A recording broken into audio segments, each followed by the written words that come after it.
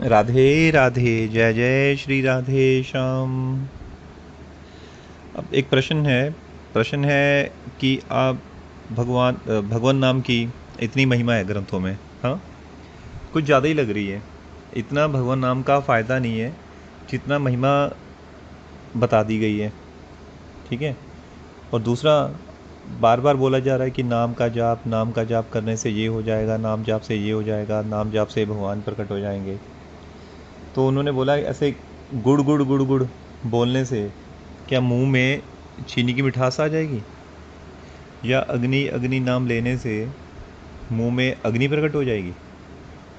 तो अगर ऐसे वो नहीं होता, मिश्री मिश्री बोलने से मुंह में मिश्री का स्वाद नहीं आता, तो भगवान का नाम लेने से भगवान कैसे आ जाएंगे? हम्म। तो ये जो प्रश्न है ना, ये जो भगवान के अस्तित्व को नहीं मानते या भगवान के नाम से घृणा करते हैं, ये ऐसे लोगों के प्रश्न होते हैं, ठीक है।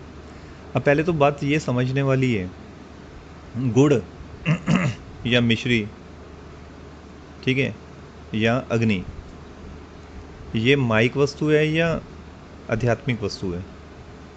बताओ, है ना, माइक वस्तु है, इस जगत में पैदा होती है। क्या भगवान या भगवान का नाम इस जगत में पैदा हुआ? वो तो अचिंत्य है, अनंत है भगवान। अब माया की वस्तु, अब जैसे गुड़ का नाम और गुड़ दोनों में फ़र्क है कि नहीं? पहली बात तो ये, गुड़ का नाम लेने से, गुड़ का नाम और गुड़ में दोनों में फ़र्क है। जो गुड़ की मिठास जो उसके खाने से आएगी, गुड़ का नाम बोलने से उसकी मिठास नहीं आएगी, क्योंकि दोनों, गुड़ के नाम और गुड़ में फ़र्क है। जैसे किसको बोल देते हैं कि ये धनी व्यक्ति है, धनी, तो धनी जो शब्द है अपने आप में स्वयं धन नहीं है। किसी को धनी व्यक्ति बोला जाए ना, तो धनी बोलने से वो व्यक्ति स्वयं धन नहीं है, व्यक्ति के पास धन है।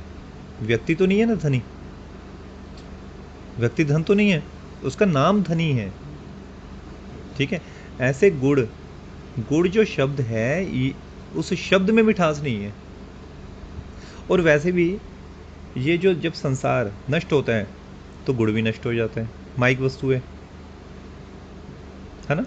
मिश्री भी नष्ट हो जाती है, माइक वस्तु है। नहीं समझ में आ रहा?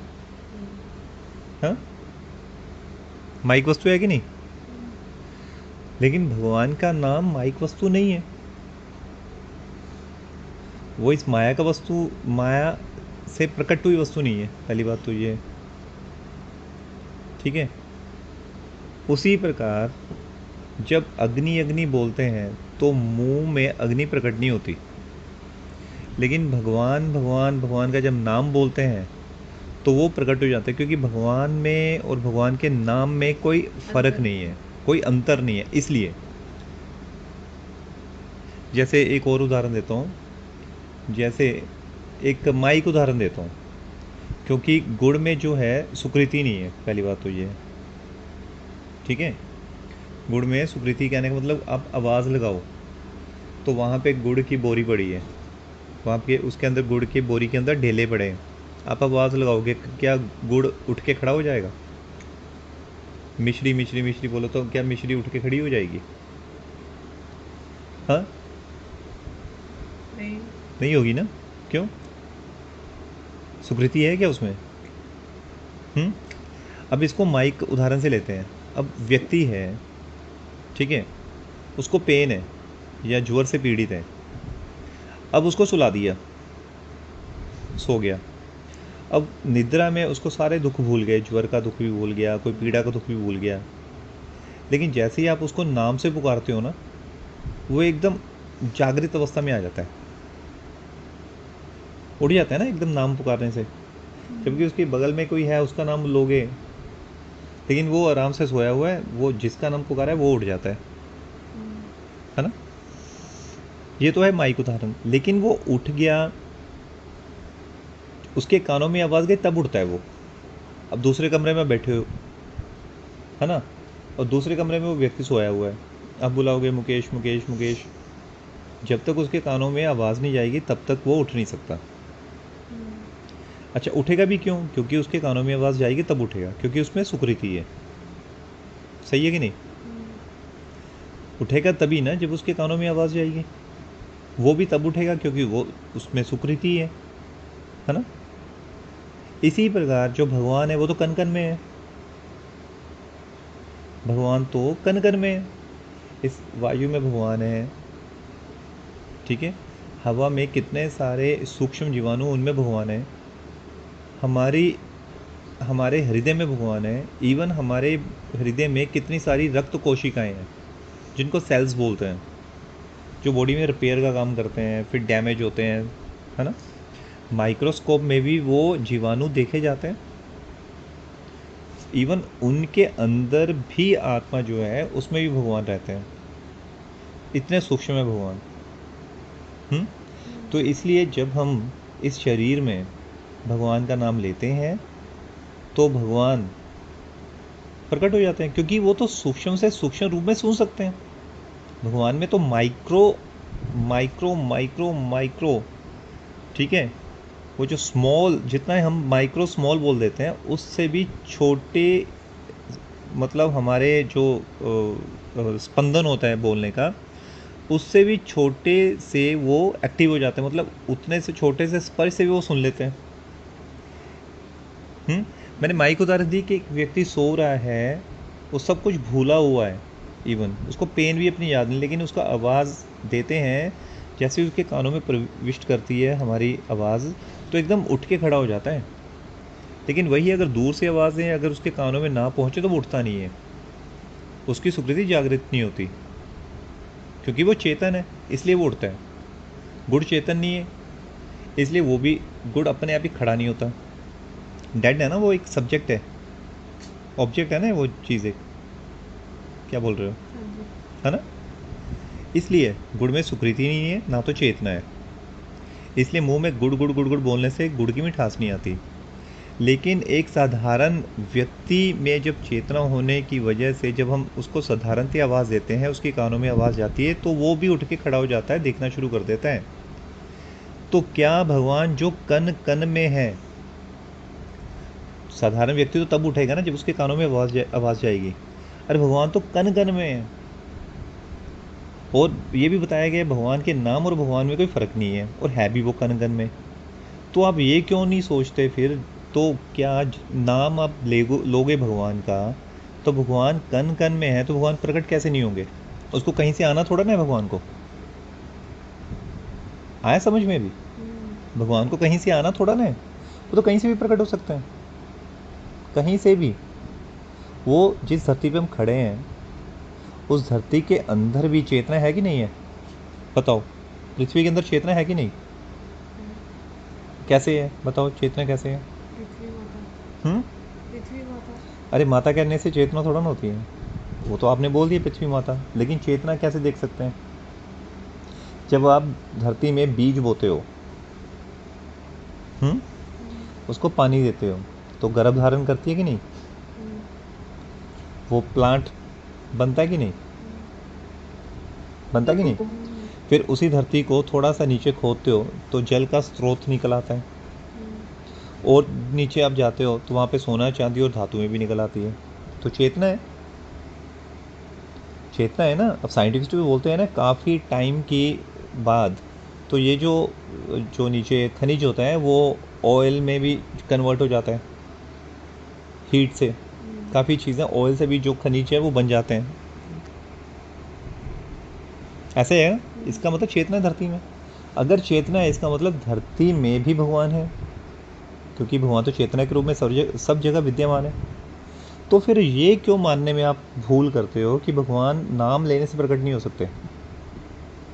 भगवान के तो कान इतने सूक्ष्म हैं कि वो चींटी की आवाज़ तक भी सुन लेते हैं। चींटी की आवाज़ जो हम नहीं सुन पाते हैं। इवन जो माइक्रो, मतलब जो जीवाणु हैं छोटे से, उनकी चेतना में भी वो रहते हैं, माइक्रो पार्टिकल की चेतना में भी रहते हैं, है ना। न्यूट्रॉन, प्रोटॉन, उसकी चेतना में भी भगवान है, और वो भी तो एग्जिस्ट करते हैं। वो तो साइंस ने भी बोल दिया भाई। भगवद गीता में पहले बोला था कि एटम, बिल्कुल आत्मा का साइज क्या है, साइंस भी आज बोल रही है न्यूट्रॉन, प्रोटॉन, है ना, काफ़ी छोटे छोटे सेल्स हैं, तो उनमें भी चेतना है। वो आपस में बॉन्ड मिलके कुछ ना कुछ चीज़ बनाते हैं। वो मिलते कैसे हैं? केमिकल रिएक्शन के थ्रू मिलते हैं क्या? उनकी नेचर है मिलने की। जैसे कि H2O पानी का फॉर्मूला है ना। हम्म? तो ऐसा करते हैं, हाइड्रोजन के 2 बॉन्ड और ऑक्सीजन का 1 बॉन्ड, आप मिला के पानी बनाओ। बना सकते हो क्या? नहीं बना सकते। पानी आप पैदा नहीं कर सकते। लेकिन आपको उनकी कन्फिग्रेशन पता है, क्योंकि उनमें हाइड्रोजन और ऑक्सीजन में चेतना है। उनमें चेतना है, और भगवान उनमें भी है चेतना के रूप में। अब यहाँ पे एक और सूक्ष्म विचार है। सूक्ष्म विचार क्या है कि अगर भगवान कण कण में है, तो क्या गुड़ में भगवान नहीं है? हुँ? तो फिर वहाँ पे ऐसा क्यों बोल सकते हैं कि चेतन में ही भगवान प्रकट हो सकते हैं, चेतना जहाँ पे नहीं है भगवान प्रकट नहीं हो सकते? ऐसा नहीं है। ये अभी गुड़ गुड़ पुकारने में और भगवान को पुकारने में, दोनों में डिफरेंस है। क्योंकि गुड़ में जब आप गुड़ गुड़ को पुकार रहे हो, मिश्री मिश्री बोल रहे हो, तब आपका उसमें भाव क्या है?